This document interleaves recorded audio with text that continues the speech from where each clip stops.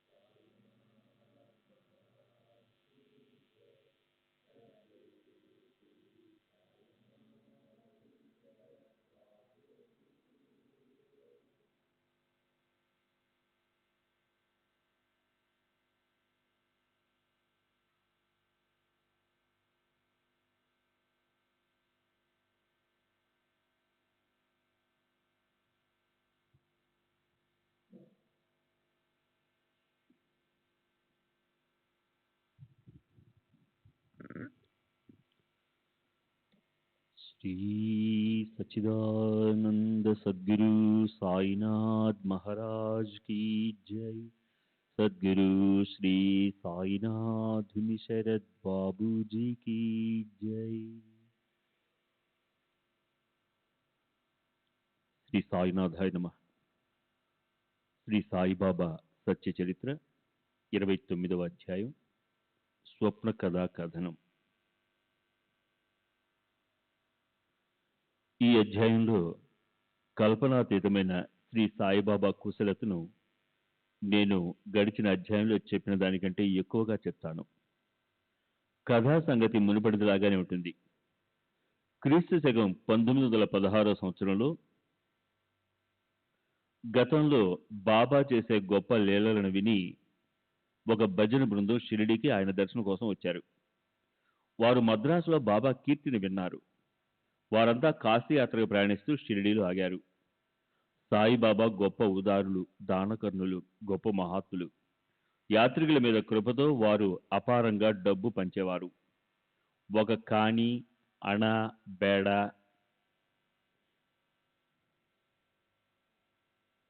అర్ధ రూపాయి, పావలాలను ఎంతో సహజంగా వర్షించేవారు. అంటే డబ్బును విరివిగా పంచేవారు. కొందరికి 10, కొందరికి 20, కొందరికి 50 రూపాయలు ఇచ్చేవారు ఆయన. ఇంతేనా? పండుగ లేదా ఉత్సవ సమయాల్లోనూ, ఏదైనా విశేష కార్యం ఉన్నప్పుడు లేదా పర్వదినాల్లో మాత్రమే కాక ప్రతిరోజు పైన చెప్పినట్లు ఆయన ఎంతో సంతోషంగా డబ్బు పంచుతుండేవారు. నర్తకులు నర్తించేవాళ్ళు, గాయకులు పాటలు పాడుతుండేవారు, భట్రాజులు స్తుతి చేస్తుండేవారు, గారడీ వాళ్ళు ప్రదర్శనలు ఇచ్చేవాళ్ళు, హరిభక్తులు భజనలో లీనమైపోయేవారు. ఎప్పుడైనా మనసుకు దోస్తే బాబా ప్రయాణికులకు కూడా డబ్బులు పంచుతారని, అలా ఆ మహారాజు యొక్క ఉదార స్వభావాన్ని, చేతికి ఎముక లేనట్లు దాన ధర్మాలు చేసే ఆయన కీర్తిని ఆ నోట ఈ నోట విని వీరు బాబాను దర్శనం చేసుకోవాలన్న కోరికను మనసులో పెట్టుకున్నారు. నిజంగా సాయినాథులు దయామృతమూర్తులు. దీనుల బలహీనుల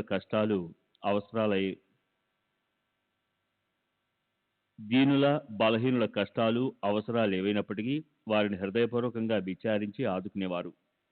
ఒక పురుషుడు 3 స్త్రీలతో కలిసి, అంటే తాను, తన భార్య, మరదలు, కూతురు, ఆ 4 అమూల్య అనురాగ చిన్మయ రేఖలను వెదజల్లే ఆ మహనీయుడి దర్శనం చేసుకోవాలని ఉపలాటపడ్డారు. సాయిబాబా దర్శనం చేసుకుని వారు తృప్తి చెందారు. ప్రతిరోజు నియమంగా ఆయన ముందు ప్రేమపూర్వకంగా భజన చేసేవారు. వారి సాంప్రదాయం రామదాసు, అంటే సమర్థ రామదాసు. వారెంతో ఉత్సాహంతో భజన చేసేవారు. బాబా కూడా తమ మనసుకు తోచినంత రూపాయో అర్ధ రూపాయో వారికి ఇచ్చేవారు. ఒక్కోసారి వారికి బర్ఫీలు ఇచ్చేవారు. కొన్నిసార్లు ఖాళీ చేత్తో తిప్పి పంపేవారు. సాధారణంగా బాబా పద్ధతి ఇలా ఉండేది. అలా అని ఖచ్చితంగా ఎప్పుడు అలాగే ఉండేది కాదు. డబ్బు పంచడం అనే మాట మాత్రం నిజం. అందులో అబద్ధమేమీ లేదు. కానీ అది అందరికీ ఇచ్చేవారు కాదు.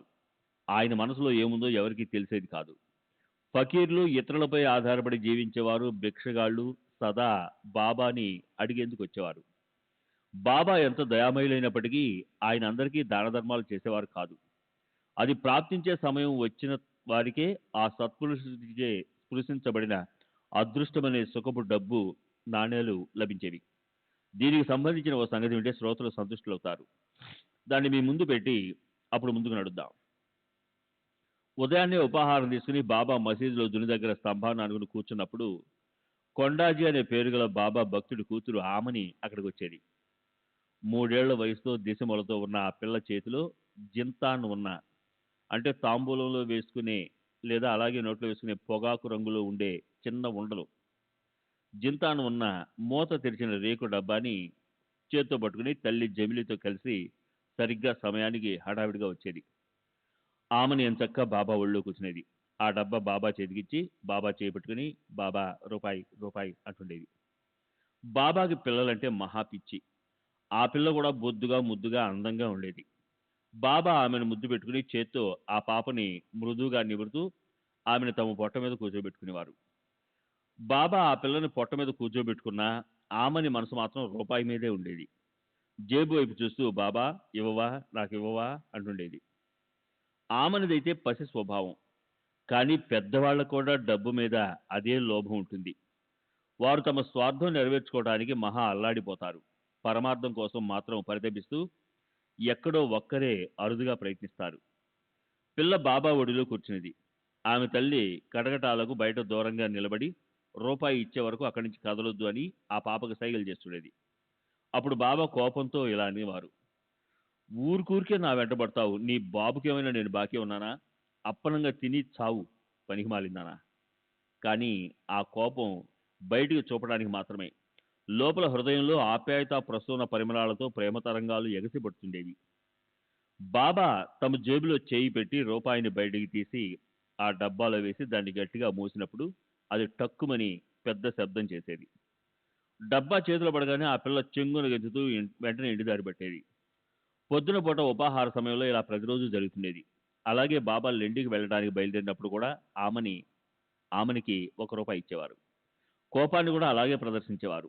ఆ ప్రకారంగా ప్రతిరోజు ₹2 ఆమెకి, ₹6 జమలికి, ₹5 దాదా కేల్కర్కి, 2 చొప్పున బాగోజీ షిండే, రాధాకృష్ణ బాయిలకి, ₹10 నుంచి ₹15 వరకు తాత్యాగుతే పాటిల్కి, 15 నుంచి 50 వరకు ఫకీర్ బాబాకి, 8 నిరుపేదలకి ఆయన నిత్యము నియమంగా పంచేవారు. అంటే ఈ డబ్బులన్నీ లెక్క పెడితే రోజు ₹90 అవుతాయి. ఇంత డబ్బు బాబా ఆ రోజుల్లో ప్రతిరోజు పంచేవారంటే ఆ రాజేశ్వరుడి ఔదార్యం ఎంతటిది. ఆ రోజుల్లో ప్రభుత్వం బాబా మీద ఆదాయ పన్ను వేయాలన్న దృష్టితో ఆ సమాచారాన్ని సేకరించడానికి ఒక అధికారిని నియమించి ఉండేది కాదు. ఆదాయ పన్ను వేయాలన్న దృష్టితో ఆ సమాచారాన్ని సేకరించడానికి ఒక అధికారిని నియమించింది ఊరికే కాదు. సరే,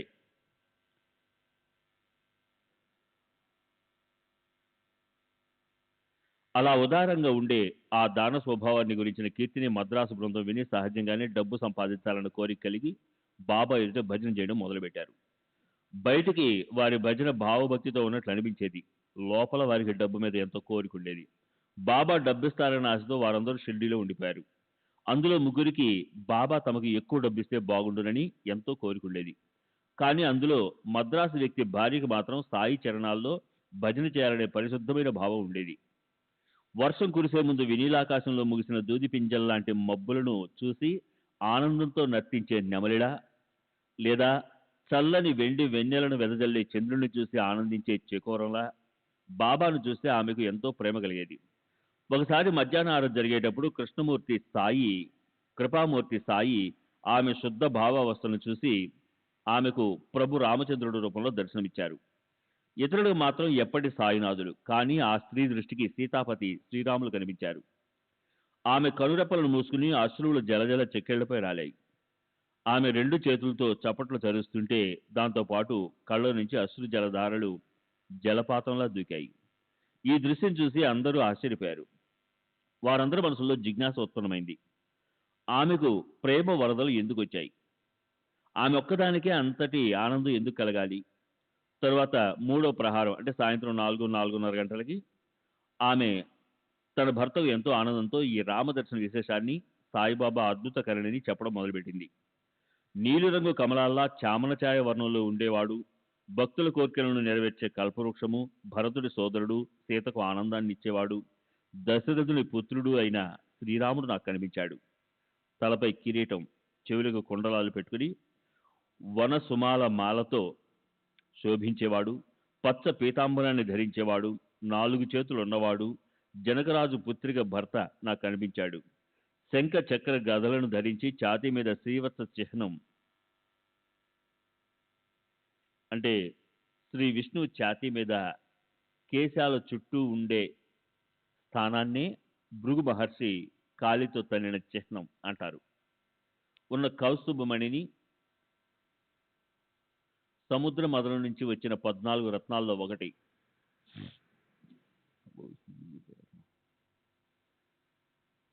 శంఖచక్ర గదలను ధరించి ఛాతీ మీద శ్రీవత్స చిహ్నం ఉన్న కౌస్తుభమణిని మెళ్ళో ధరించిన మనోహరమైన రూపంతో శోభిల్లే సర్వశ్రేష్ఠ పురుషోత్తముడిని నేను చూశాను. మానవ రూపం ధరించిన విష్ణువు యొక్క అసాధారణమైన అవతారము, సీతకి ప్రాణధారణని, ఉత్సాహాన్ని పెంచే చేతన శక్తి అయినవాడు, మనసును ఆకర్షింపజేసే ధనుస్సును ధరించిన శ్రీరాముడు నాకు కనిపించాడు. బాహ్యానికి చూడడానికి ఆయన ఫకీర్లా కనిపించినా, ఇంటింటా భిక్ష చేస్తున్నా కూడా నాకు ఆయన జానకి జీవన మనోహర ధనుర్ధారి శ్రీరాముడిలా కనిపించాడు. పైకి ఆయన అవలయాలా కనిపించినా, ఎవరి మనసుకు ఎలా అనిపించినా సరే ఆయన నాకు జానకి జీవన మనోహర ధనుర్ధారిలాగా కనిపించాడు. ఆ స్త్రీ గొప్ప భావికురాలు, కానీ ఆమె భర్త ఎంతో స్వార్థపరుడు. స్త్రీల జాతి ఎలాగే అమాయకంగా ఉంటుంది. ఆ రఘుపతి ఇక్కడికి ఎలా రాగలుగుతాడు? మనసులో ఎలా ఉంటుందో అలాగే ఈ అమాయక భక్తులకు కనిపిస్తుంది. మా అందరికీ సాయి కనిపిస్తుంటే నీకు మాత్రం రాముడిలో ఎలా కనిపిస్తాడు అని పిచ్చిగా అనేక రకాలుగా వాదించి అతను ఆమెను అవహేళన చేశాడు. అందుకు ఆ స్త్రీ మనసుకు దుఃఖం అనిపించలేదు. ఆమెకి అబద్ధపు కల్పనలు చేసే అలవాటు లేదు. గొప్ప అధికారి, అంటే పారమార్థికంలో గొప్ప పాత్రత గల వ్యక్తిగా అని ఆమె గొప్పగా ప్రసిద్ధి చెందింది. ఆమెకు అనుక్షణం సుఖదాయకమైన రామదర్శనం అవుతుండేది. ఆ తర్వాత మెల్లగా ఆమెకు డబ్బు మీద లోభం మొదలైంది. ద్రవ్యం దగ్గర దైవం ఉండదు కనుక రామదర్శనం ఆగిపోయింది. లోభానికి అలాంటి స్వాభావిక గుణం ఉంటుంది. సాయిబాబాకి ఆమె గత సమాచారం అంతా తెలుసు. ఆ స్త్రీకున్న ఆ చెడు ప్రవృత్తి నశించిపోవటం గురించి తెలుసుకుని ఆయన ఆమెకు మళ్ళీ రామదర్శనమిచ్చి ఆమె కోరికను తీర్చారు. శ్రీ సచ్చిదానంద సద్గురు సాయినాథ్ మహారాజ్ కీ జై. సద్గురు శ్రీ సాయినాథ్ శరద్ బాబూజీ కీ జై.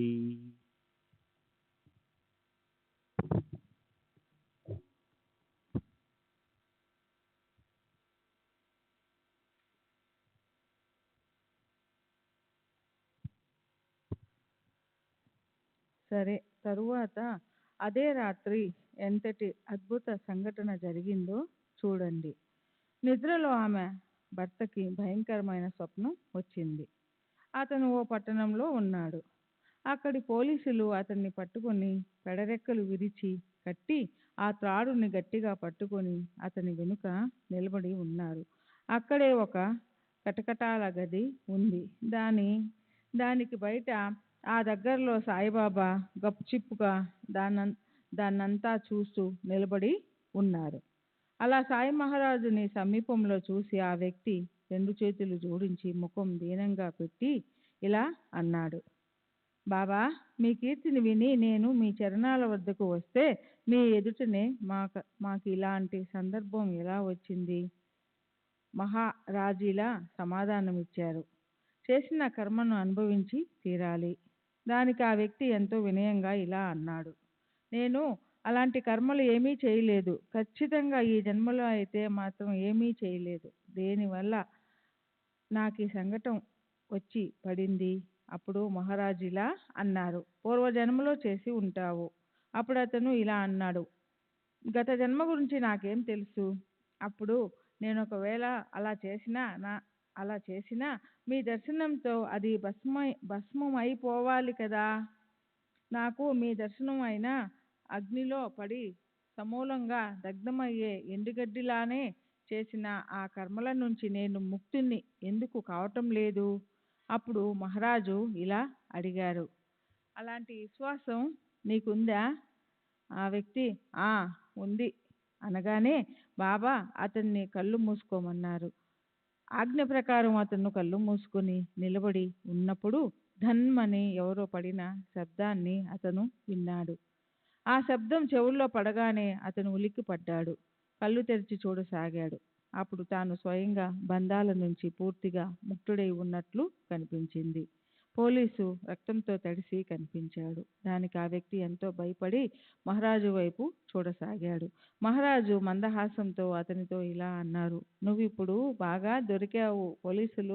పోలీసు అధికారి ఇప్పుడు వస్తాడు. ఇక్కడ జరిగిందంతా చూసి నిన్నొక లొంగని క్రూరుడిగా భావించి మళ్ళీ జైల్లో పెడతాడు. అప్పుడు ఆ వ్యక్తి నిస్సహాయంగా ఇలా అన్నాడు: బాబా, మీరు నిజమే చెప్పారు. ఏదో ఒకటి చేసి నన్ను విడిపించండి.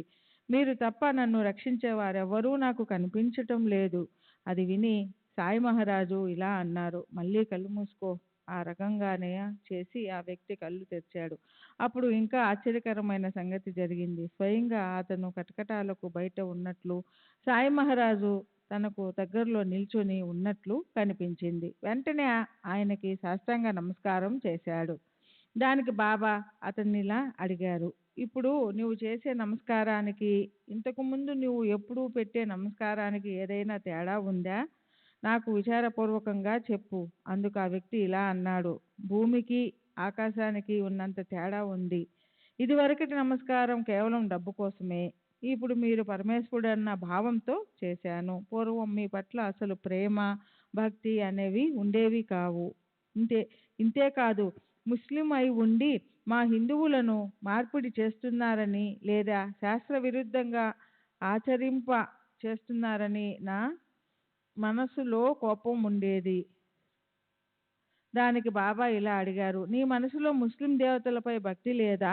ఆ వ్యక్తి లేదు అన్నప్పుడు బాబా అతన్ని ఇలా అడిగారు, నీ ఇంట్లో పంజా అంటే 5 పవిత్ర పురుషులను దర్శింపజేసే ముసల్మానులకు సంబంధించిన ఇనుముతో చేసిన ఓ చెయ్యి లేదా దాన్ని నీవు మొహరం రోజున పూజిస్తావు కదా, అలాగే నీ ఇంట్లో కాట్ బీబీ అనే పేరు గల ముస్లిం దేవత లేదా, ఆమెని నువ్వు పెళ్ళిళ్ళు శుభకార్యాల్లో పూజించి గౌరవించి శాంతింప చేస్తావు కదా.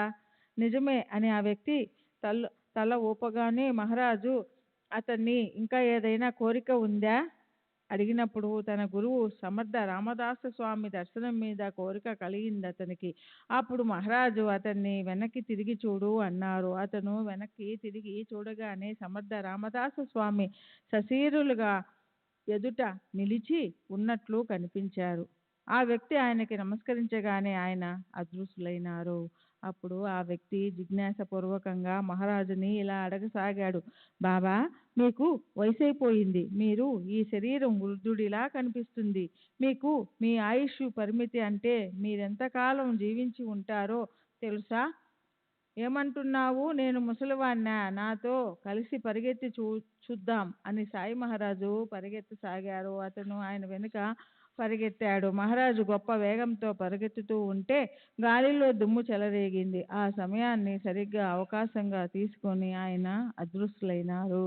ఆ వ్యక్తికి మెలకువ వచ్చింది. సరే, అతనికి మెలకువ రాగానే అతను తన స్వప్నంలోని స్థితిని గురించి ఆలోచించేటప్పుడు అతని మనసులోని భావన తలక్రిందులయ్యింది. అతను బాబా మహత్యాన్ని ప్రశంసించసాగాడు. సాయి చేసిన ఆ అద్భుత లీలలు చూసి ఆయన చరణాలపై అతనికి భక్తి కలిగింది. ఇదివరకటి స్థితి మారిపోయింది. బాబా గురించిన సంశయం అస్తమించింది. చూడబోతే అదంతా స్వప్నమే. కానీ ఆ ప్రశ్నలను ఆ సమాధానాలను విని శ్రోతలు వాటిలోని నిగూఢమైన భావ అర్థాన్ని గుర్తుపెట్టుకోవాలి. అలా ప్రశ్నోత్తరాల సంవాదన జరిగి ఆ మద్రాసు వ్యక్తికి ఎంతో జ్ఞానం కలిగింది. హాస్య వినోదాల వల్ల అతనికి బాబాపై ఉన్న వ్యతిరేక భావన నశించిపోయింది. మర్నాడు ఉదయం ఈ భక్తులు మసీదుకి దర్శనానికి వచ్చారు. అప్పుడు సాయినాథులు కృపతో వారికి 2 రూపాయల బర్ఫీ ఇచ్చారు. అలాగే తమ జేబు నుంచి 2 రూపాయలు ఇచ్చి వారందరినీ అక్కడే కొద్ది రోజులు ఉంచుకున్నారు. ఆ భక్త బృందంచే నియమిత భజన పూజలు జరిగాయి. కొద్ది కాలం తర్వాత ఆ బృందం వెళ్ళిపోవాలని బయలుదేరింది. బాబా వద్ద నుంచి డబ్బు లభించకపోయినా అల్లా మాలిక్ బహుత్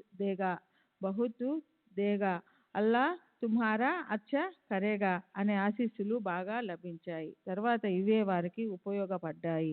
సాయి ఇచ్చిన ఈ ఆశీర్వాద వచనాలు దారిలో పోతున్నప్పుడు వారి మనసు నిండా ఆవరించటం వల్ల వారికి కల్లో కూడా ఏమాత్రము దుఃఖ ఛాయలే లేకుండా పోయాయి. ఆశీస్సులను అనుసరించి వారికి ఎటువంటి కొరత కలుగలేదు. యాత్ర చక్కగా జరిగింది. దారిలో అసలు ఎటువంటి ఇబ్బంది లేకుండా వారు సుఖంగా తమ ఇల్లు చేరుకున్నారు. మనసులో అనుకున్నట్లు యాత్ర పూర్తయింది. దాంతోపాటు అనేక యాత్రలు కూడా చేశారు. అందరికీ అనుపమ ఆనందం కలిగింది. వారు సాయి మాటలను ప్రేమగా స్మరించుకున్నారు. సాయి సత్పురుషుని అల్లా అచ్చా కరేగా ఆశీస్సు అక్షరాల నిజమై ఆ బృందం మనోరథం నెరవేరింది. అలా తీర్థయాత్రలకు బయలుదేరిన ఆ సదాచార సంపన్నులు, సత్వగుణయుక్తులు, భగవద్భక్తులైన మద్రాసు బృందాన్ని సాయిబాబా సంసార బంధనాల నుంచి విడిపించారు. అలాంటిదే మరొక రసభరితమైన కథను చెప్తాను. శ్రోతలు దాన్ని శ్రద్ధగా వినండి. భక్తిభావంతో వింటే అప్పుడు భక్తుల మనోరథాన్ని నెరవేర్చే కల్పవృక్షము పరమ దయాపరులైన సాయి తమ భక్తుల ఇచ్చలను విసుక్కోకుండా సర్వదా ప్రేమతో ఎలా నెరవేరుస్తారో తెలిసి శ్రోతలకు ఆశ్చర్యం కలుగుతుంది.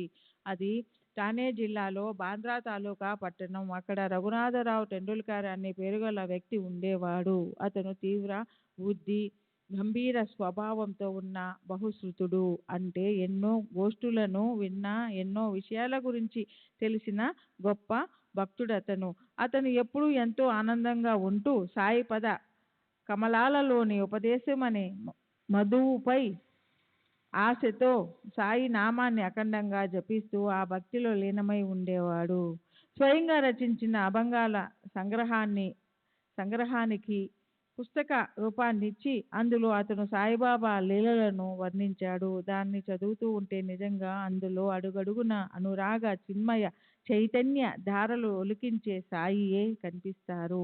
అతని భార్య పేరు సావిత్రి, అతని పెద్ద కొడుకు పేరు బాబు.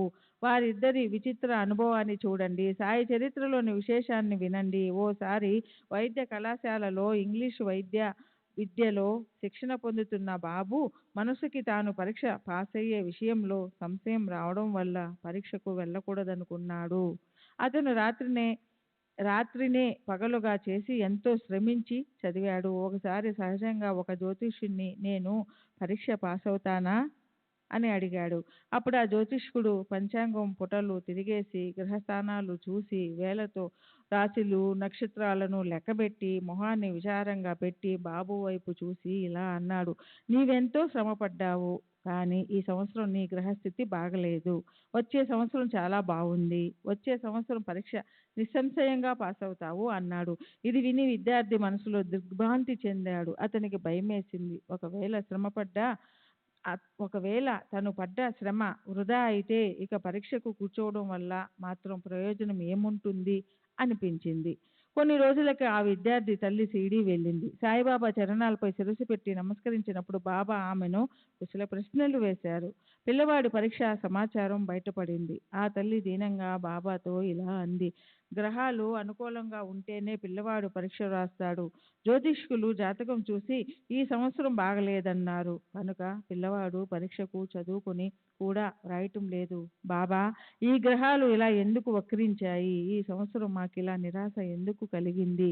పరీక్ష ఒక్కసారిగా పూర్తయినా పిల్లవాడు పాసవుతాడని మేమంతా ఆశించాము. ఆమె దయనీయంగా చేసిన ప్రార్థన విని బాబా ఇలా అన్నారు, వాడిని నా మాట వినమని చెప్పు. జాతకాన్ని చుట్టి అవతల పెట్టి హాయిగా ప్రశాంత చిత్తంతో వాణ్ణి పరీక్షకు కూర్చోమను. ఎవరి మాట పట్టించుకోకండి. జాతకాల వెనక పడకండి. సాయి ముద్రికలను విశ్వసించకండి. సాముద్రికాలను అంటే చేతులు, కాళ్ళు ఇత్యాది అవయవాల మీద శుభాశుభ చిహ్నాలు చూసి భవిష్యత్తు చెప్పడం, వాటిని విశ్వసించకండి.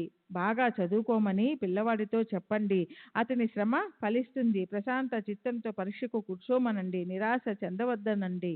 నాపై విశ్వాసం పెట్టమని చెప్పండి. సరే, బాబా ఆజ్ఞ తీసుకొని తల్లి తన గ్రామానికి వెళ్ళిపోయింది. పిల్లవాడికి బాబా చేసిన మాటలు చెప్పి అతనికి ఆ తల్లి ఉత్సాహాన్ని ధైర్యాన్ని నూరిపోసింది. పిల్లవాడు కూడా సాయి మాటలకు ఆనందించి పరీక్షకు కూర్చున్నాడు. నియమిత సమయానికి సరైన సమాధానాలు వ్రాశాడు. లిఖిత పరీక్ష పూర్తయింది. సమాధానాలు కూడా పూర్తిగా సంతృప్తికరంగా వ్రాశాడు. కానీ తన గురించి తనకున్న అవిశ్వాసం అతన్ని దృఢంగా పట్టుకోవడం వల్ల స్థిరమైన అతని బుద్ధి మళ్ళీ చలించింది. పాస్ అవడానికి అవసరమైన చక్కటి జవాబులు రాశాడు. అయినా ఆ విద్యార్థికి అది అసంపూర్ణంగా అనిపించింది. అతని ధైర్యం నీరు కారిపోయింది. నిజానికి అతను లిఖిత పరీక్ష పాస్ అయ్యాడు. అయినా తన పాసు కాడు అని అతనికి అనిపించింది కనుక అతను ఉదాసీనంగా అయిపోయి మౌఖిక పరీక్షకు కూర్చోలేదు. ఇక్కడ మౌఖిక పరీక్ష ప్రారంభమయ్యింది. మొదటి రోజు గడిచిపోయింది. మరునాడు అతని మిత్రుడొకడు అతని ఇంటికొచ్చాడు. అప్పుడు ఆ విద్యార్థి భోజనానికి కూర్చొని ఉన్నాడు. మిత్రుడిలా అన్నాడు, ఇదేమిటి వింత? పరీక్షా అధికారికి నీ గురించిన చింతే పట్టుకునిందేమిటి? ఆయనే నన్ను చూసి రమ్మని పంపించాడు. టెండూల్కర్ నిన్న పరీక్షకు ఎందుకు రాలేదు అని అడిగాడు. అప్పుడు నేను ఆయనతో, లిఖిత పరీక్షలో పాసు కానప్పుడు ఇక నోటి పరీక్షకు శ్రమపడి ఎందుకు వెళ్ళాలని అతను ఉదాసీనంగా అయ్యి ఇంట్లో కూర్చున్నాడు అన్నాను. దానికి ఆ పరీక్షా అధికారి నాతో, నీవు వెళ్ళి అతన్ని నీ వెంట పెట్టుకొనిరా. లిఖిత పరీక్షల్లో అతను పాస్ అయ్యాడని అతనికి చెప్పు అన్నాడు. అది విని వెంటనే ఆ విద్యార్థికి కలిగిన ఆనందం ఎంతని వర్ణించాలి. అతను సాయి మహారాజుకి ప్రార్థనాపూర్వకంగా నమస్కరించి ఒక్క క్షణం కూడా విశ్రాంతి తీసుకోకుండా గొప్ప ఉత్సాహంతో పరిగెత్తడం మొదలుపెట్టాడు. సరే, తరువాత చాలా జరిగింది. పరీక్ష పాస్ అవ్వాలన్న అతని కోరిక నెరవేరింది. అతని మనసులోని కోరిక నెరవేర్చి బాబా అతన్ని తన చరణాలలో దృఢంగా లీనం చేసుకున్నారు. పిండి విసిరేవారు తిరగలి పిడిని అటు ఇటు ఊపి దృఢంగా చేస్తారు. గురు చరణాలలో నిష్ఠ విషయం కూడా అంతే, అలాగే ఉంటుంది. సాయిబాబా నిష్ఠని అదే పనిగా ఊపి దృఢతరం చేస్తారు. వాళ్ళ మనసుల్లోని భావన చలించే విధంగా ఆయన ఎవరికీ కూడా ఎప్పుడు ఏమీ చెప్పేవారు కాదు. బాబా ఇచ్చే అనుభవాలు ఎప్పుడు ఇలాగే ఉండేవి. ఆ విధంగా ఆయన తమ భక్తుల శ్రద్ధను దృఢతరం చేసేవారు. ఆయన చెప్పిన మార్గంలో వెళ్తూ ఉన్నప్పుడు మొదట్లో మధురంగా సుఖంగా అనిపిస్తుంది. కానీ తరువాత దారంతా ముళ్ళ పొదలు ఎంతలా వ్యాపించి ఉంటాయంటే ఎక్కడ చూసినా ముళ్ళే కనిపిస్తాయి. అప్పుడు మన శ్రద్ధ చలిస్తుంది. మనసులో సహజంగా సంశయం రావడం మొదలై ఈ అడ్డదిడ్డమైన దారిలో సాయిబాబా ఎందుకు తీసుకువచ్చారా అనిపిస్తుంది. అయితే అలా అనిపించిన చోటే ప్రయత్నపూర్వకంగా శ్రద్ధను నిలిపి ఉంచుకోవాలి. ఈ కష్టాలు ప్రత్యక్షంగా మనకు గీటురాళ్ళే. ఆ కష్టాల వల్లే మనసులో శ్రద్ధ దృఢంగా నాటుకుంటుంది. కష్టాల్లో పెదవి విప్పి నోరారా అఖండంగా సాయి నామ స్మరణ చేస్తూ ఉంటే కష్టాలన్నీ కాళ్ళు జాడించి పారిపోతాయి. నామానికి అంత ప్రచండ శక్తి ఉంది. చూడండి, అధ్యాయం 27. నామం పాపాలనే పర్వతాలను పడగొడుతుంది. నామం దేహబంధాలను తెంచేస్తుంది. నామం చెడు వాసనలను సమూలంగా తరిమేస్తుంది. నామం కాలుడి మెడని విరిచేస్తుంది. జనన మరణాల పరిభ్రమను తప్పిస్తుంది. ఆ సంకటాలకి ప్రయోజనం ఉంటుంది. ఆ సంకటాలను కూడా సాయియే సృష్టిస్తారు. ఎందుకంటే వాటి వల్లే మనం సాయి నామస్మరణ చేస్తాం. సంకటాలు కూడా అప్పుడే సర్వనాశనం అవుతాయి. శ్రీ సచ్చిదానంద సద్గురు సాయినాథ్ మహారాజ్ की जय. सद्गुरु श्री సాయినాథుని శరత్ బాబూజీ की जय.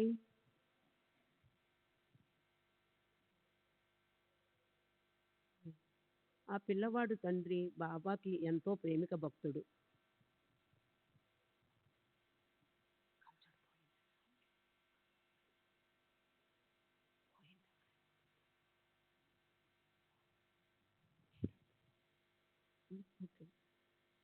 ఆ పిల్లవాడు తండ్రి బాబాకెంతో ప్రేమిక భక్తుడు.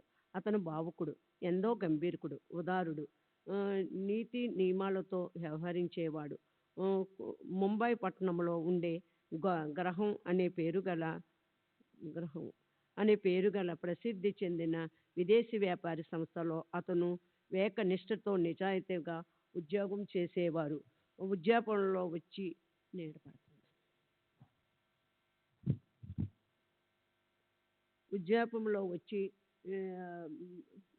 ఉద్యాపం వచ్చి మీద పడటంతో అతని దేహంలో బలహీనత చోటు చేసుకుంది. అతని కళ్ళకి అంధత్వం వచ్చింది. ఇంద్రియాలు తమ పనులు నిర్వర్తించట్ల అసమర్థమయ్యాయి. హాయిగా కూర్చుని విశ్రాంతి తీసుకుంటే బాగుండు అనిపించింది. పని చేయటానికి అతనికి శరీరంలో శక్తి మిగలలేదు. కనుక శారీరక ఆరోగ్యాన్ని బాగు చేసుకోవటానికి రఘునాథరావు సెలవు పెట్టి విశ్రాంతి తీసుకోవటం మొదలుపెట్టారు. తరువాత ఆ సెలవు అయిపోయింది. విశ్రాంతి పూర్తిగా లభించలేదని మళ్ళీ దరఖాస్తు పెట్టుకుని ఇంకా సెలవు మంజూరు చేయమని ప్రార్థించారు. అయితే ఆ ఆఫీసు ముఖ్యాధికారి చాలా వివేచనాపరుడు, దయాగుణం కలవారు. నిజాయితీ గల తమ సేవకుడి సేవను చూసి ఉదార ఉదయం గల అతని యజమాని అతని శేష జీవితం గడపటానికి ప్రేమతో అతని జీవితంలో సగ భాగాన్ని పెన్షన్గా ఇచ్చారు. ఇది నిజానికి ప్రభుత్వ విధానం. ఉత్తమ సంస్థలు కూడా సందర్భానుసారం నమ్మకమైన సేవకుల నిమిత్తం వారికి ప్రోత్సాహంగా ఈ విధానాన్ని అవలంబిస్తాయి. కానీ నా యజమాని కూడా నాకు అలా ఇస్తారా? నేను వృధాగా ఏ పని చేయకుండా ఉండిపోతానేమో అని అతను విచారించసాగాడు. 150 రూపాయలు తన జీవితంలో 75 రూపాయల పెన్షన్తో రోజు గడిపి కడుపు నింపుకోవటం భారమవుతుంది అన్న చింత అతని మనసుని తొలిసేసింది. అయితే ఆ తరువాత ఓ తమాషా జరిగింది. బాబా చేసిన అద్భుతమైన పని చూడండి. వాళ్ళ హితానికి సంబంధించిన విషయాన్ని రఘునాథరావు భార్యని ఆయన ఎంత కుశలతో అడిగారో వినండి. పెన్షన్ తీసుకోవటానికి 15 రోజుల ముందు బాబా ఆమె కల్లోకి వచ్చి ఆవిడ అభిప్రాయాన్ని అడిగారు. నెలకి 100 రూపాయలు ఇవ్వాలని నా మనసు కనిపిస్తుంది. నీ మనసులో అనుకున్న దానికి అది సరిపోతుంది కదా. అందుకు ఆ స్త్రీ ఇలా అంది, ఎందుకలా అడుగుతున్నారు బాబా? ఎందుకలా అడుగుతున్నారు బాబా? మాకు మీపై విశ్వాసం ఉంది. ఇక్కడ అతని దరఖాస్తు మంజూరైంది. రఘునాథరావు నమ్మకస్తుడైన ఉద్యోగి కనుక ఆ రోజు వరకు అతను అపారమైన సేవ చేశారు. కనుక అతనికి జీతంలో సగం పెన్షన్గా ఇవ్వాలని నిర్ణయం జరిగింది. నోటితో బాబా 100 రూపాయలని అన్నప్పటికీ దాని మీద ఇంకా 10 రూపాయలు ఎక్కువ, అంటే 110 ఇచ్చారు. అలా దయ చూపించారు సాయి సమర్థులు. భక్తుల పట్ల తమకుండే ప్రేమను వారు నిగ్రహించుకోలేకపోయారు.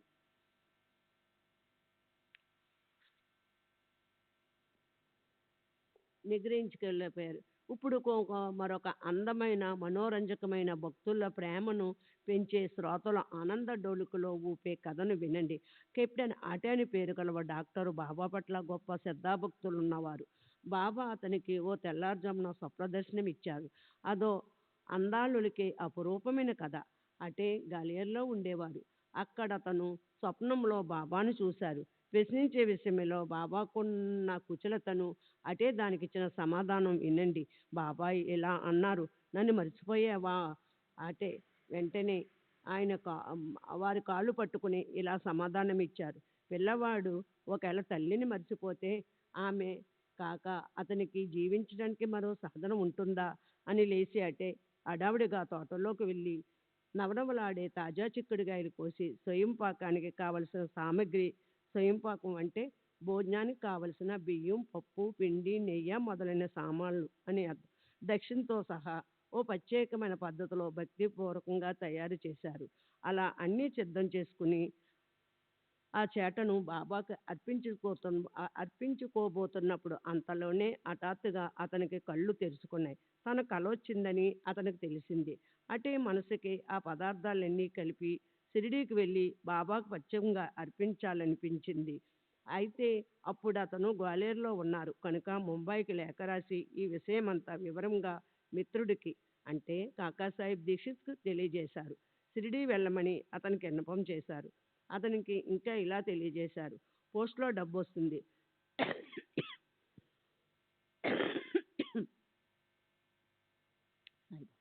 పోస్ట్లో డబ్బు వస్తుంది. యోగ్యమైన వంట సామాగ్రి తీసుకోండి, కానీ చిక్కుడుకాయలు మాత్రం ఏదో రకంగా అందులో ఉండేటట్లు చూడండి.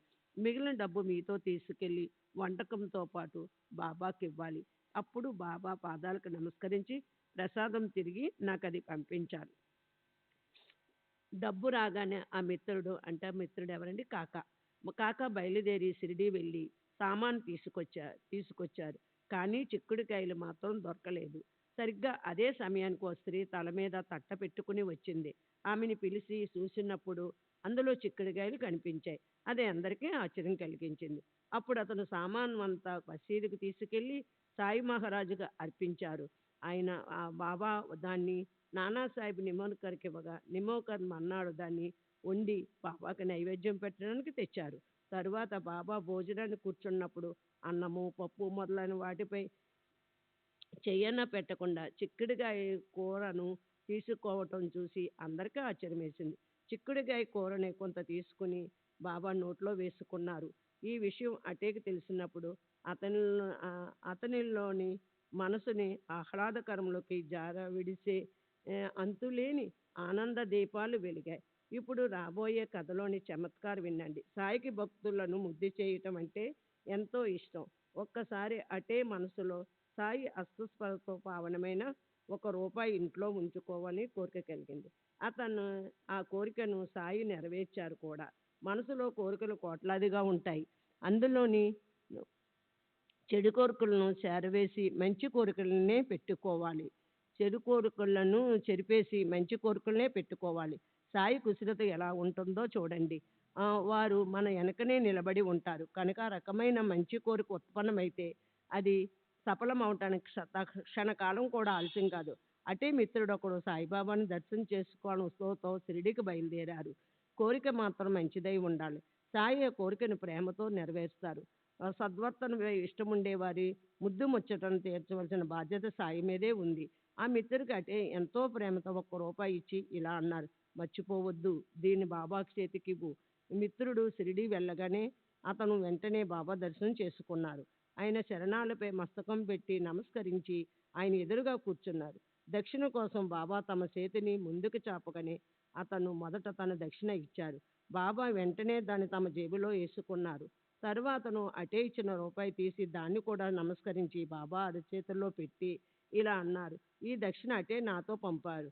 సాయిబాబా సర్వ ఉదయాల్లోనూ నివసిస్తారు. అటే గ్వాలియర్లోనూ ఉన్నప్పటికీ అతని మనసులోని కోరుకుని తెలుసుకుని ఆ రూపాయి వైపు ఆయన చూశారు. ఉదయంలో పొంగిపొర్లే ప్రేమతో బాబా దాన్ని తన ముందు పెట్టుకుని దాని వైపు నిశ్చితంగా అలాగే చూస్తుండిపోయారు. అక్కడున్న వారంతా కూడా బాబా వైపు ఆశ్చర్యంగా అలాగే చూడసాగారు. కుడి చేతి బొటనవేలుతో ఆ రూపాయిని పైకి ఎగరేసి పట్టుకోవటం మొదలుపెట్టారు. బాబా అలా కొద్దిసేపు ఆడుకుని ఆ రూపాయిని అతని చేతికి తిరిగి ఇచ్చేశారు. ఆ మిత్రునితో బాబా ఇలా అన్నారు, ఇది ఎవరిదో వాళ్ళకే ఇచ్చేయి. నీతో ప్రసాదం తీసుకెళ్ళు. మాకు నీదేమీ వద్దు. హాయిగా విశ్రాంతిగా ఉండమని అతనితో చెప్పు. అప్పుడు ఆ మిత్రుడు బాబా పాదాలకు సాష్టాంగ నమస్కారం చేసి విభూది ప్రసాదం తన దగ్గర పెట్టుకుని బాబా అనుమతి తీసుకుని గ్వాలియర్లో తన ఇంటికి తిరిగి ముఖం పట్టారు. గ్వాలియర్ వచ్చాక డాక్టర్కి ఆ రూపాయి నాణ్యం ఇచ్చి జరిగిన సమాచారం అంతా చెప్పారు. అది విని అటే ఉదయం ప్రేమ ప్రసూన పరిమళాలతో నిండిపోయింది. అతను మనసులో ఇలా అనుకున్నారు, నా ఉద్దేశం తెలుసుకుని బాబా నా మనసులోని కోరికను సఫలం చేశారు. అటే మనసుకిలా అనిపించింది. అది అతని సొంత అభిప్రాయం. మహాత్ములు ఓసిన వారి ఉద్దేశం ఎవరికైనా మాత్రం ఎలా తెలుస్తాయి? శ్రీ సచితానంద సద్గురు సాయినాథ్ మహారాజ్ కీ జై. సద్గురు శ్రీ సాయినాథుని శరత్ బాబూజీ కీ జై. హార్టేక్ కలిగిన భావం నిజమే అనుకుంటే ఇప్పుడు మరో అనుభవాన్ని చూడండి. అది దీనికి పూర్తిగా విరుద్ధంగా ఉంటుంది.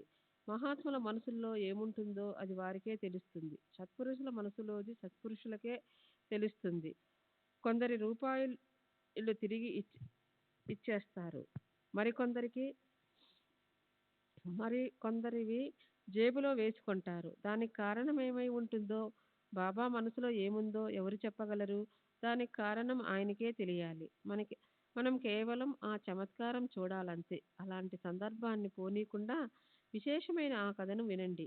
ఒకసారి బాబా మీద అపారమైన ప్రేమ ఉన్న వామన్ నార్వేకర్ అనే పేరు గల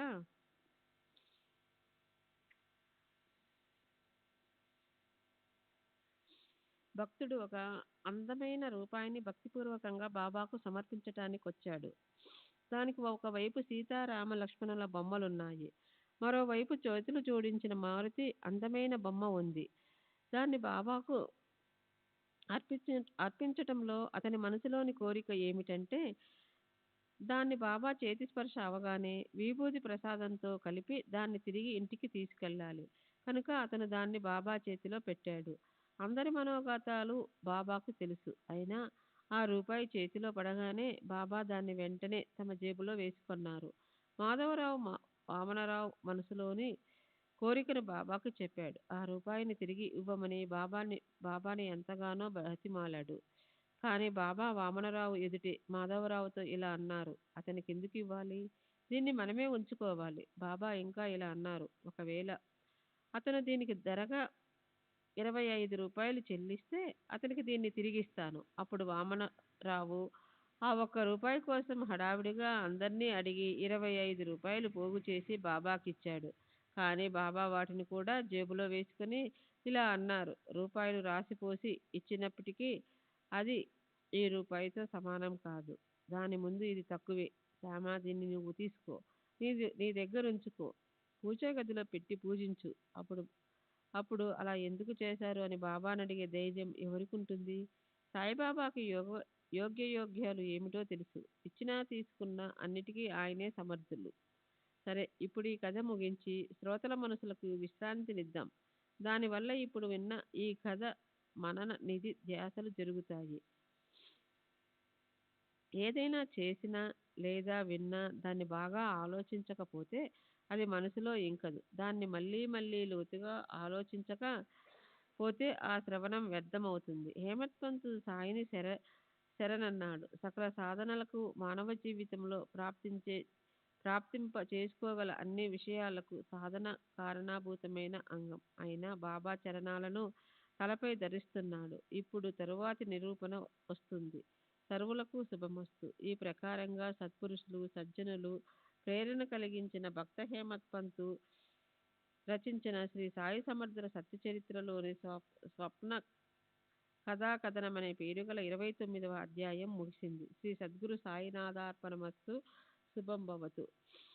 30వ అధ్యాయము మొక్కుబడుల కథా కథనం. మాధవరావు తల్లి మొక్కు గురించి, అంటే తన కోరికలేవో నెరవేరాక తాను ఏదో ఒక కృత్యం చేయాలి లేదా దేవుడికి తనదైన వస్తువు సమర్పించాలి అని చేసిన ప్రతిజ్ఞ గురించి, స్వప్న దర్శనం గురించిన ఇతర కథల గురించి చెప్పటం. శ్రీ గణేశునికి నమస్కారం. శ్రీ సరస్వతీదేవికి నమస్కారం. శ్రీ గురు మహారాజుకి నమస్కారం. శ్రీ కులదేవతకి నమస్కారం. శ్రీ సీతారామచంద్రులకు నమస్కారం. శ్రీ సద్గురు సాయినాథునికి నమస్కారం. ఓ భక్తవత్సల, భక్తులపై ప్రేమ చూపేవాడు, కరుణాలయ, కృపకు నిలయమైన వాడు, సదాయా సదాయా సాయినాథ దయాపరుడు, మీకు నమస్కారము. మీ కేవల దర్శనంతో వెదల కబంధ హస్తాల్లో నలిగే భక్తులకు సంసారంలోని భయాన్ని మీరు దూరం చేస్తారు. వారి సంకటాలను నశింపచేస్తారు. సత్పురుషులు శిరస్సుపై ధరించిన రత్నం అంటే మహాత్ముల్లో శ్రేష్ఠులైన సాయినాథ, మొదట మీరు ఆకార గుణరహితంగా ఉన్నారు. తరువాత భక్తుల భవభక్తి అనే దారాలకు కట్టుబడి ఆకారము గుణాలతో సహా ప్రకటమైనారు. ఇక్కడ గుణం అనే శబ్దానికి శ్లేష అంటే స్వభావము, దారము అనే 2 అర్థాలున్నాయి. తమ భక్తులను ఉద్ధరించడం అనే పని తప్ప మహాత్ములకు మరో పనే ఉండదు. మీరు మహాత్ముల కూటమికే గురువు. అలాంటప్పుడు మీరు ఆ ఆకారాన్ని వదలటమన్న ప్రశ్నే లేదు. మీ 2 పాదాలను పట్టుకొన్న వారి పాపాలన్నీ నశిస్తాయి. పూర్వజన్మ సంస్కారములు ఉదయించి వారి మార్గం నిర్భయంగా నిష్కటంకంగా అవుతుంది. మీ చరణాలు గుర్తొచ్చి కాశీ లాంటి గొప్ప క్షేత్రాల్లో ఉండే బ్రాహ్మణులు కూడా షిరిడీకి వస్తారు. గాయత్రి మంత్రాన్ని పునశ్చరణ, దాన్ని సిద్ధింపచేసుకోవడానికి చేసే శాస్త్రోక్త అనుష్ఠానం చేస్తారు లేదా పురాణ గ్రంథాలు చదువుతారు. శుద్ధి చేయటం అనే విధి జరగనటువంటి ఏ మంత్రం శక్తి లేని మాకు ఇక భక్తి అనే ఆలోచన ఏముంటుంది? సర్వులు మమ్మల్ని వదిలేసినప్పటికీ సాయిబాబా మాత్రం మమ్మల్ని దూరం చేయరు. ఆయన ఎవరిపై కృప చూపిస్తారో వారికి ఊహకందనంత గొప్ప సామర్థ్యం ప్రాప్తిస్తుంది. ఆత్మ, అనాత్మ, ఆత్మ నుంచి వేరైన ఇతర వస్తువులు లోని తేడా తెలుసుకోగల లాభము, దానితో పాటు ఆత్మజ్ఞానం అనే లాభం కూడా కలుగుతుంది. సాయిబాబా నోటి నుంచి వచ్చే మాటలు వినాలన్న ఆతృతతో భక్తులు పిచ్చివాళ్ళైపోయి ఆయన ప్రతి ఒక్క మాటని తమ మనసుల్లో ముద్రించుకుంటారు. శ్రద్ధతో ఆ మాటల్లోనే శ్రీ సచిదానంద సద్గురు సాయినాథ్ మహారాజ్ కి జై, సద్గురు శ్రీ సాయినాథుని శరత్ బాబూజీకి జై.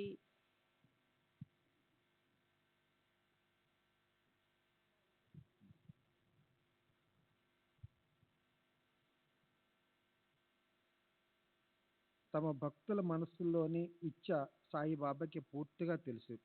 అది నెరవేర్చడానికి ఆయన సమర్థులు కనుక ఆయన భక్తుల కృతార్థులవుతారు. తమ కార్యసిద్ధిని ప్రాప్తింప చేసుకుంటారు. ఓ సాయినాథ, పరుగున వచ్చి నన్ను కలవండి. మీ చరణాల్లో నేను మస్తకం పెడుతున్నాను. నా అపరాధాలన్నీ మరచిపోండి. ఈ దాసుడి చింతలను దూరం చేయండి.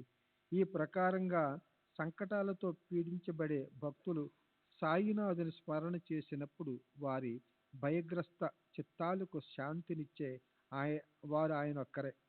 దయామృత సాగరులైన సాయినాథులు నాపై కృపాసుధ జలపాతాలు వర్షించినందువల్లనే ఈ శుభప్రదమైన గ్రంథాన్ని చదువరుల ముందు నేను పెట్టగలుగుతున్నాను. లేకపోతే ఈ గ్రంథాన్ని రచించటానికి నాకున్న అర్హత ఏపాటిది? అసలు ఈ బాధ్యతను ఎవరైనా తీసుకునేవారేనా? ఆయనే ఆ బాధ్యతను తీసుకున్నారు. కనుక ఇక నా తలపై భారమేముంటుంది? నా వాణిని చేయగలవారు, నా మనసుని ముసిరిన అజ్ఞానమైన అంధకారాన్ని నాశనం చేయగల సాయి సమర్థులనే చిన్మయ దీపిక నా వద్ద ఉన్నప్పుడు నేను మనసులో శంకను ఎందుకు పెనవేసుకోవాలి? అత్యంత కృపామృత సాగరులైన ఆ ప్రభువుపై నాకున్న విశ్వాసం వల్ల నాకు కొంచెం కూడా బాధ అనిపించలేదు. నా మనసులోని కోరిక నెరవేరింది. ఈ గ్రంథం ఆయన కృపా ప్రసాదమే. ఈ గ్రంథమనే సత్పురుషుల సేవ అంటే నా పూర్వజన్మలోని పుణ్య సంగ్రహమే. దేవా, మీకు చేసే ఈ సేవ వల్ల నేను అదృష్టవంతుణ్ణి, ధన్యుణ్ణి అయ్యాను. గడచిన అధ్యాయంలో ఎంతో దయాపరులైన సాయినాథులు తమ భక్తులకు అనేక రకాలుగా అనుభవాలనిచ్చి ఎలాంటి శిక్షణ ఇచ్చేవారో మీరు విన్నారు. ప్రస్తుతపు అధ్యాయములో సప్తశృంగీదేవి యొక్క ఓ ఉపాసకుడి మధురమైన ఆనందదాయకమైన కథను వినండి. దేవుడు, దేవతలు తమ భక్తులను మహాత్ములను స్వాధీనం చేయటమనే మహాత్ములకు స్వాధీనం చేయటం అనేది ఓ చమత్కారము. దాన్ని పరిశీలనాత్మక దృష్టితో చూడండి. సాయి మహారాజుల కథలు అనేకము, ఒకదానికన్నా మరొకటి అద్భుతము. ఈ కథ వినసొంపుగా ఉంటుంది. జాగ్రత్తగా వింటే సౌవర్ణ వీధుల్లోకి నెట్టే తృప్తి మీకు కలుగుతుంది. మీకు సాయిబాబా మహిమ, వ్యాపకత తెలుస్తాయి. విమర్శకులు, తర్కాలు చేసేవాళ్ళు, వాద వివాదాలు చేసేవాళ్ళు ఈ కథలు పట్టించుకోకండి. ఇక్కడ వాద ప్రతివాదాలొద్దు. అపారంగా గాఢ ప్రేమ కావాలి. ఈ కథను వినేవారు జ్ఞానులే ఉండాలి, భావికులై ఉండాలి, శ్రద్ధాపరులు, నిష్ఠావంతులు అయి ఉండాలి, మహాత్ముల సేవకులై ఉండాలి. ఇతరులకి కథలు అబద్ధం అనిపిస్తాయి. సాయినాథుల లీలలనే ఈ కల్పవృక్షం ఫల పుష్పాలతో నిశ్చయంగా విరగబడి ఉంది. గొప్ప అదృష్టవంతులైన భక్తులే ఈ ఫల పుష్పాదులను ఆ వృక్షం నుంచి క్రిందకు దింపగలుగుతారు. ఈ పరమ పవిత్రమైన కథ పరమార్థం మీద కోరిక పెట్టుకునే వారికి మోక్షాన్ని ప్రాప్తింప చేయగల సమస్త సాధనలలో ముఖ్యమైన సాధన. అందరికీ శ్రేయస్సు కలిగించగలిగినది. జడజీవులను సహజంగా ఉద్ధరించగల ఈ సాయి కథామృత పానం జగత్తులో జనులకు తృప్తి కలిగించగలది. మోక్షాన్ని కోరుకునే వారికి మోక్ష సాధన. ఇక్కడ ఒక కథను చెప్తూ ఉంటే మరెన్నో కథలు గుర్తొస్తున్నాయి. కనుక హేమడ్ పంత్ శ్రోతలని వినమని నమ్రతతో కోరుకుంటున్నారు. అలా ఒక్కొక్క కథను చెప్తూ ఉంటే సాయి లీలామృత రసములోని మాధుర్యం పెరిగి సంసారమనే బడబానములో బాధలు పడే వారికి తృప్తి కలుగుతుంది. సాయి యొక్క కార్యదక్షత ఇదే. నాసిక్ జిల్లాలోని వని అనే గ్రామంలో కాకాజీ వైద్య అనే పూజారి ఓ దేవిని పూజిస్తూ ఉండేవాడు. ఆ దేవి పేరు సప్తశృంగి. పూజారి మనసులో చాలా అస్థిరత చోటు చేసుకుంది. భయంకర కష్టాల కొలిమిలో కాలిపోతూ సంసారములో బాధలు పడ్డాడు. సంసార దారుణి చక్ర పరిభ్రమణంతో మనస్సు బంగారములాగా గిరగిరా తిరుగుతుంది. శరీరము అటూ ఇటూ తూలుతుంది. శాంతి క్షణమైనా ఉండదు. కనుక దుఃఖితుడైన కాకా గారు చింత నుంచి విముక్తి పొందటానికి దేవాలయానికి పోయి దేవి కరుణను యాచించాడు. అతను మనసులో చేసుకున్న ప్రార్థనను విని భావభక్తిని చూసి దేవి ప్రసన్నరాలైంది. అదే రాత్రి అతనికి వచ్చిన ఆ కళ ఏమిటో, ఆ చమత్కారమేమిటో శ్రోతలు వినాలి. దేవి సప్తశృంగమాత కాకా గారి స్వప్నంలోకి వచ్చి ఇలా అంది, నువ్వు బాబా దగ్గరికి వెళ్ళు, నీ మనసుకి శాంతి కలుగుతుంది. ఈ బాబా ఎవరు, ఎక్కడుంటారు అన్న వివరాలు దేవి చెప్తుందని కాకా మనసులో ఉత్సాహపడ్డాడు.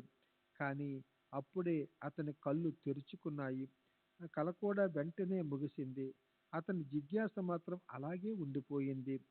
దేవి చెప్పిన ఈ బాబా ఎవరు అని కాకాగారు ఆలోచించారు. ఈ బాబా అంటే బహుశా త్రయంబకేశ్వరుడై ఉండాలని కాకాగారి మనసుకి నిశ్చయంగా అనిపించింది. త్రయంబకేశ్వరుని దర్శనం చేసుకోవటానికి అతను వెంటనే అక్కడికి వెళ్ళాడు. కానీ అతని మనసులోని అశాంతి చల్లారలేదు. కాకాగారు త్రయంబకేశ్వరములో 10 రోజులున్నాడు. కానీ చివరి వరకు అతని ఉదాసీనత పోలేదు. అతని మనసులోని క్షోభ ఏమీ పోలేదు. అస్వస్థత శాంతించలే శాంతించలేదు. పైగా రోజు రోజుకి నిరుత్సాహం పెరిగిపోయింది. రోజు ఉదయాన్నే స్నానం చేసి రుద్రాధ్య ఆవర్తన చేసి శివలింగం మీద సతతము అభిషేక ధారలను వర్షింపు చేసేవాడు. కానీ మనసులో అశాంతి అలాగే ఉండేది. కాకాగారు వనికి తిరిగి వచ్చాడు. దేవి దగ్గరికి మళ్ళీ వెళ్ళి అత్యంత దయానీయంగా ప్రార్థిస్తూ ఇలా అన్నాడు: త్రయంబకేశ్వరానికి నన్నెందుకు పంపించావు? ఎప్పటికైనా నా మనసుని స్థిరం చేయి. ఈ వ్యర్థమైన ప్రయాణాలు ఆపేసేయ్. దేవి ఆ రాత్రి మళ్ళీ అతనికి దర్శనమిచ్చి ఇలా అంది: నేను బాబా అన్నది షిరిడీలోని సమర్థ సాయిబాబా గురించే. నువ్వు అనవసరంగా త్రయంబకేశ్వరం ఎందుకెళ్ళావో అర్థం కావటం లేదు. కాకాగారు అప్పుడే మనసులో ఇలా అనుకున్నాడు: ఈ షిరిడీ ఎక్కడుంది? అక్కడికి ఎలా వెళ్ళాలి? బాబా ఎవరో నాకు తెలీదు. ఇప్పుడు అక్కడికి నేను వెళ్ళటం ఎలాగో అదేమీ అర్థం కావటం లేదు.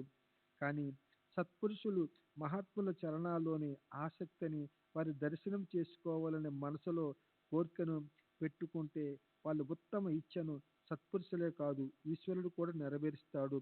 సత్పురుషులే ఈశ్వరుడు. ఇద్దరిలో కొంచెం కూడా భేదము లేదు. అంతేకాదు ఇద్దరిని వేరు అనటమే ద్వైతము. మహాత్ములు ఈశ్వరుడు ఇద్దరూ నిరంతరం ఐక్యరూపంతోనే ఉంటారు.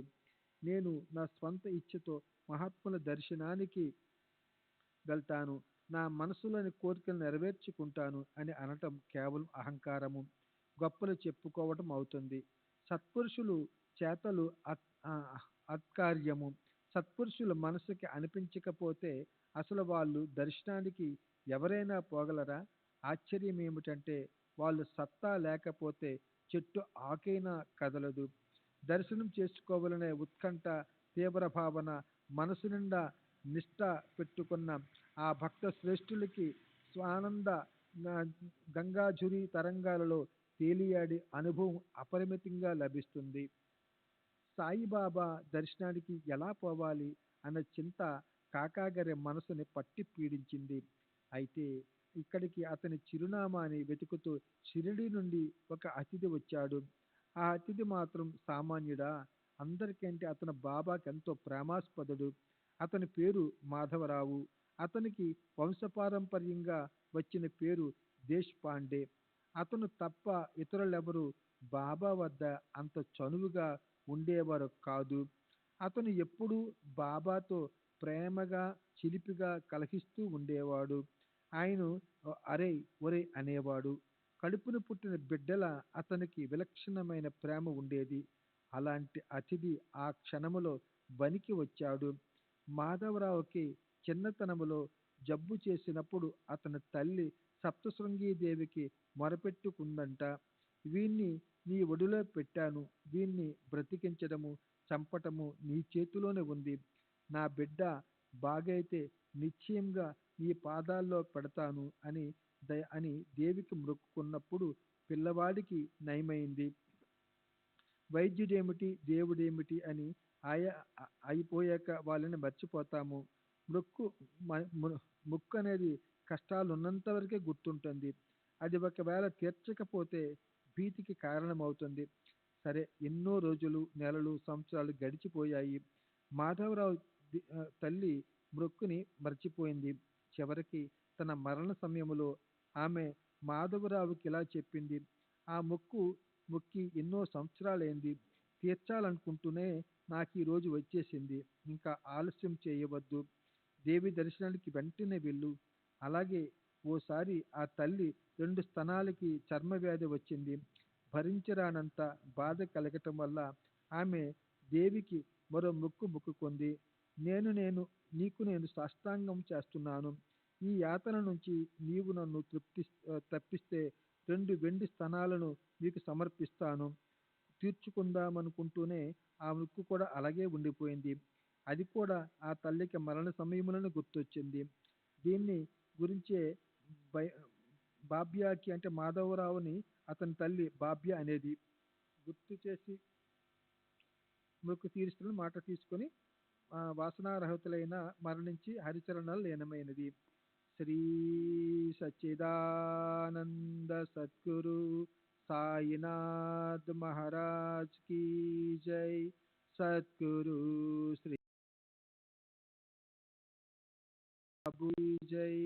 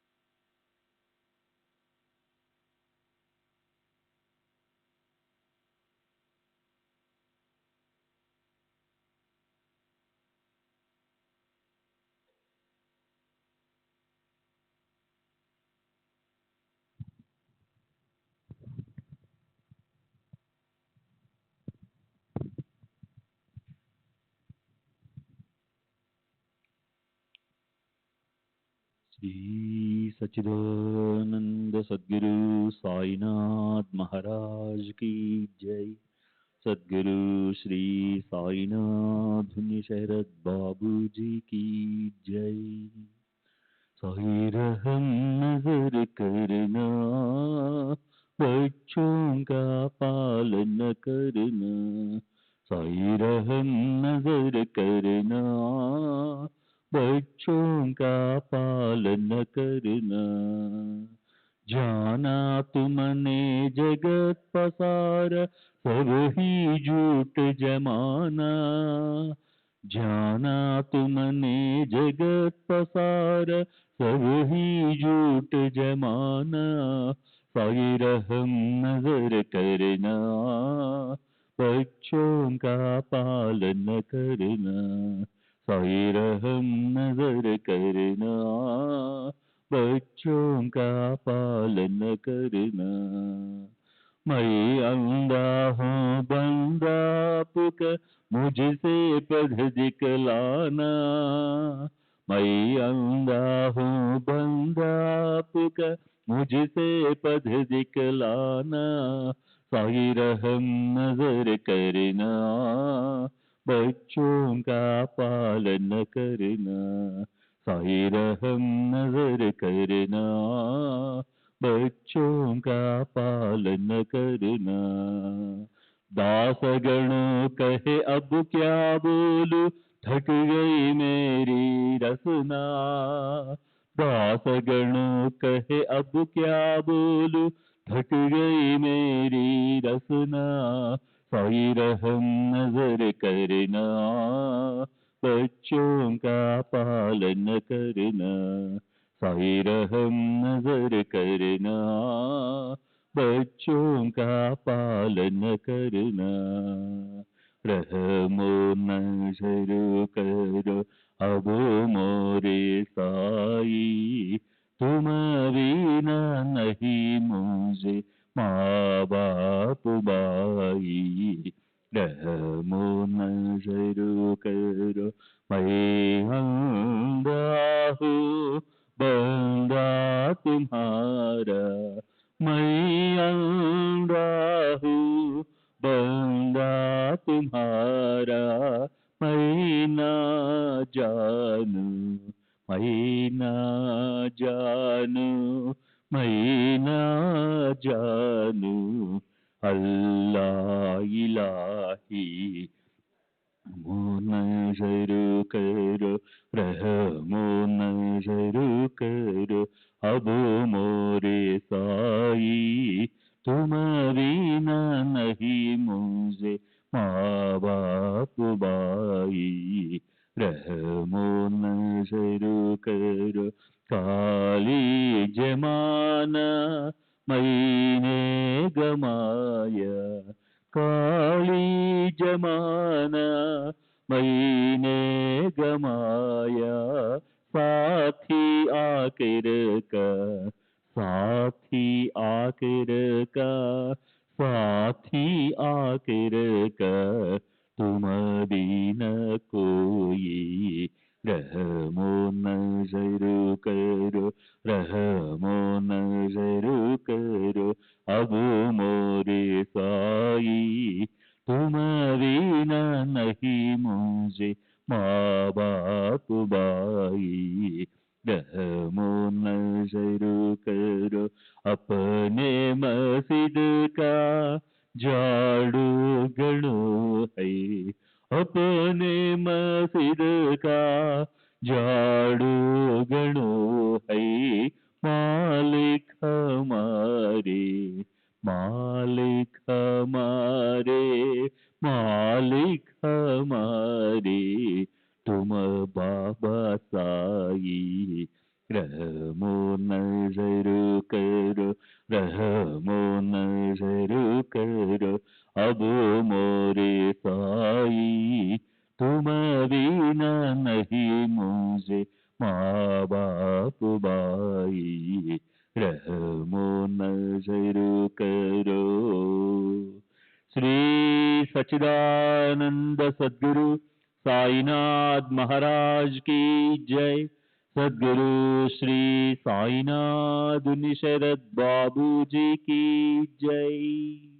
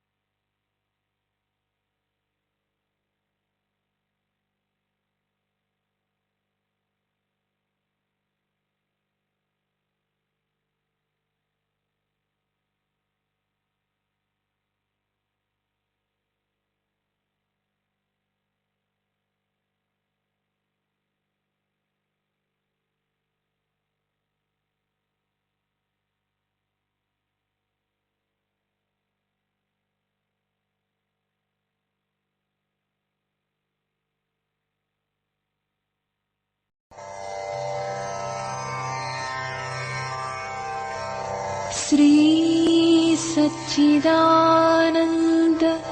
सद्गुरु साईनाथ महाराज सद्गुरु श्री साईनाथुनि शरद बाबूजी की जय।